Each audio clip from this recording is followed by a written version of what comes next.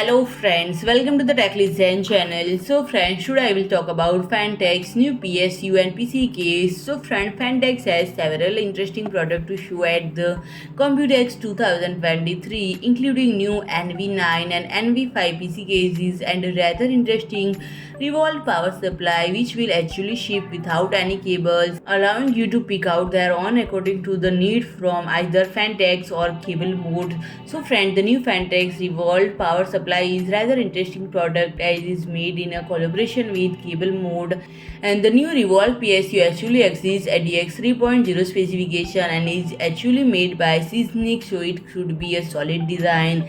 And the most interesting feature is that will actually ship without any cables, as Phanteks is teaming up with CableMod for custom cables, allowing you to actually choose from their own cables to match the rest of the system. And friend, the Revolt power supplies are coming in August 2023 in 1000 watt, 1200 watt and 1600 watt version. And friend, the 1000 watt and 1200 watt version will be available in black and white color option, while the 600 watt version is come only in black color.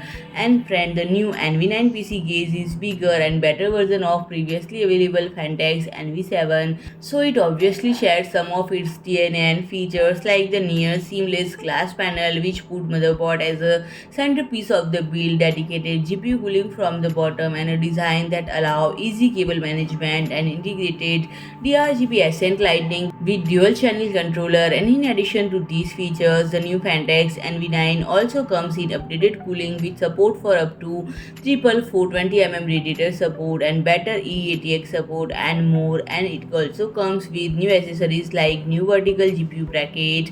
And friend, the NV5 is Phanteks new mid-tower case aimed at those that like the NV7 design but found it too larger or just too expensive. It has the same design elements but in a more compact size, and it has a dedicated 360 radiator space at the top, some cable management and integrated DRGB, and it is designed for ATX motherboard, so there is no support for E-ATX one. So friend, if you like my video, please do like, share and comment, and don't forget to subscribe my channel and press the bell icon.